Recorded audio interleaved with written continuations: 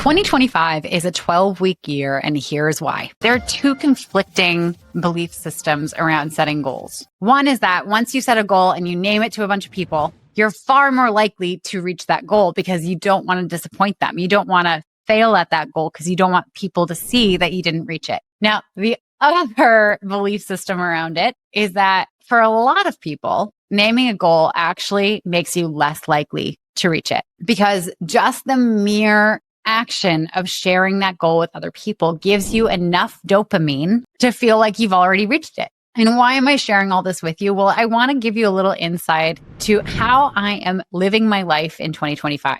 This is a grand experiment, much like all of these journals. And I don't know if it's going to work, but I'm really, really excited for it. My dear friend, Sandy Milano, which if you're ever thinking about buying a house on Cape Cod, she is the best real estate agent on Cape Cod. She's absolutely incredible, has excellent service for her clients. She turned me on to this book called The 12-Week Year. And something you should know about Sandy is I think she sold around 100 houses last year, something like that. It's an insane amount of houses for a real estate agent. Like even a fraction of that is an insane amount of houses. So when Sandy recommends a system or a book to me, I fucking listen. Because if she's doing it, even if I do it and half-ass it or quarter-ass it or eighth-ass it, I know it's going to be effective for me. And the whole concept of the 12-week year is that you don't make year-long goals, which I have to say, I was hesitant about because I love me some year-long goals. I love some big declarative statements about here's where I'm going to be 12 months from now and blah, blah, blah, blah, blah. It makes me feel good. It makes me feel powerful. It makes me feel like I've already done it. But feeling good and powerful and like you've already done it is not the same as having done it. And looking back at my life and at my pile of planners that I still have great hope for, I realize that this actually has never worked for me. I go through my journal and I look at the goals that I've set for myself in past years and how ambitious they were and how I did not reach them. Usually I forgot about them in like February, if I even made it that far, right? Because here's the thing about me is I am not so much a marathoner. I do far better with little sprints because that's really my attention span. That's the amount of time I can stay really engaged and interested in something. And I like getting that early win. If I don't get the early win, then I kind of lose steam going for the bigger win. So the 12-week year has you do away with those big year-long goals. And you may be thinking, okay, well, 12 weeks. So you probably break the year up into like 12-week batches, which is quarters, right, Katie? No, actually, no, that's not how it goes. The whole premise of the 12-week year is that you do things in 12-week spurts and that's it. And you don't think beyond that. You identify smaller areas of your life that you want to see a dramatic improvement over the next 12 weeks. And you work on that and that alone.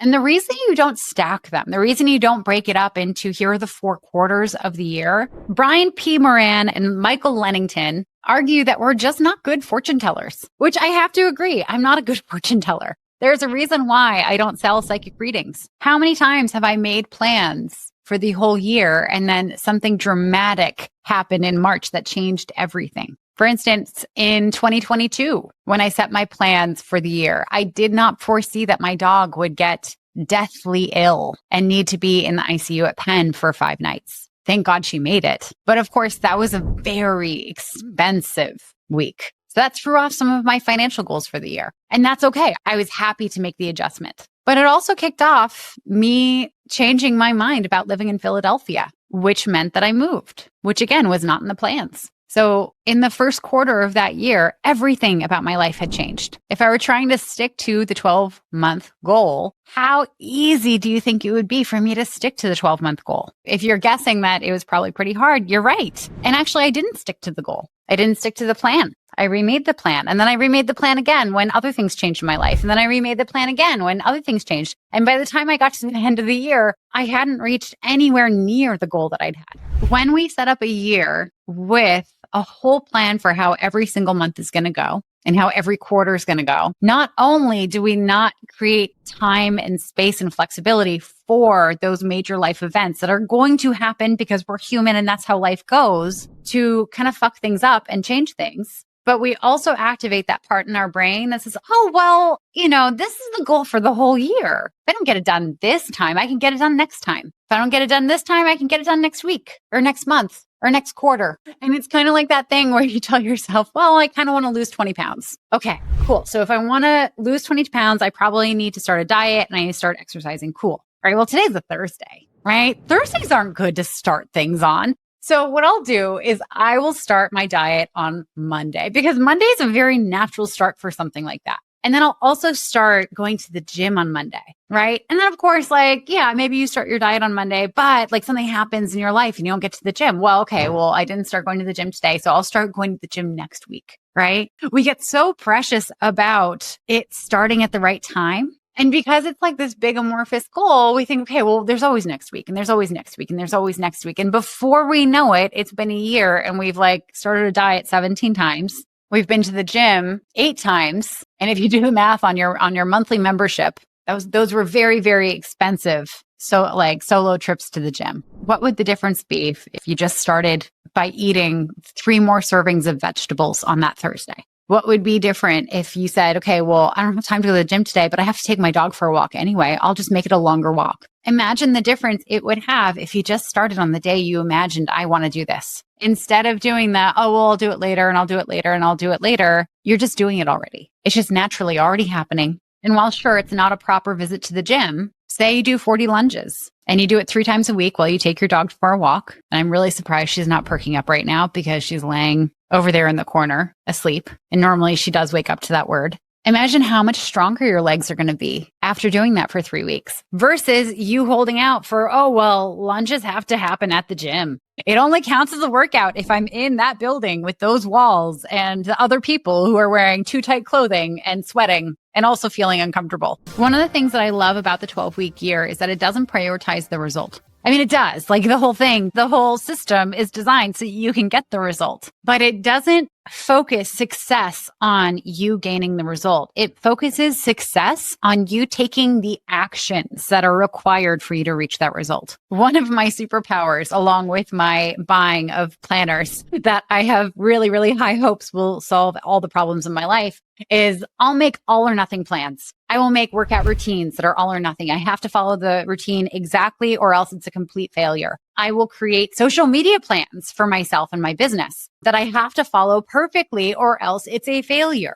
right? And I will make graphs. I will go into Notion or ClickUp and I will create all of these project management setups so that I can track how perfectly I do everything. I will draw it out analog style. One of my favorite things is to take some graph paper. And if you also like graph paper or even better, grid paper to plot out how perfectly you're going to run your life in the future, even though there's no proof that you've ever been able to follow a schedule that you've made for yourself for a day in your life, welcome to the family. You're in good company. I think we're pretty fun to hang out with. I am the queen of creating these plans and then not following the plan. I'm the queen of drawing out the perfect week-long schedule and then not following it. And then just doing it again the next week and the next week and the next week for funsies, obviously, because it doesn't serve any other purpose. The 12-week year is not about that. The 12-week year has you assign yourself the different activities that you need to do every day, every week, and every month, and even some one-off projects. And you either do it or you don't. If you don't do it, you don't throw out the whole 12-week plan. You just chart it. You just track it so that occasionally when you check in on your progress, you're able to see, okay, cool. I've done 60% of the things that I told myself I would do. Cool. Am I getting the results that I want? Because if you're already getting the results that you want, that'll help you reach that goal. Amazing. Maybe you didn't need to do the other 40% of the stuff, right? But if you're doing 60% and you're getting halfway there, it's meant to light a fire under your ass to actually go and do the other 40% because it'll help you reach your goal at the end of the 12 weeks. It's not an all or nothing plan. It's meant for you to live your life like an experiment, to run your business like an experiment. And I'm going to say this like I did well in science class. I didn't, but any good scientist will tell you that while you're running an experiment, you have to track the data. You have to track every single step that you took. You have to explain the metrics because otherwise you won't have a solid conclusion at the end of the experiment. You won't know what worked. And so for full transparency, I have 4 different goals that I'm working on right now. They do fold in together,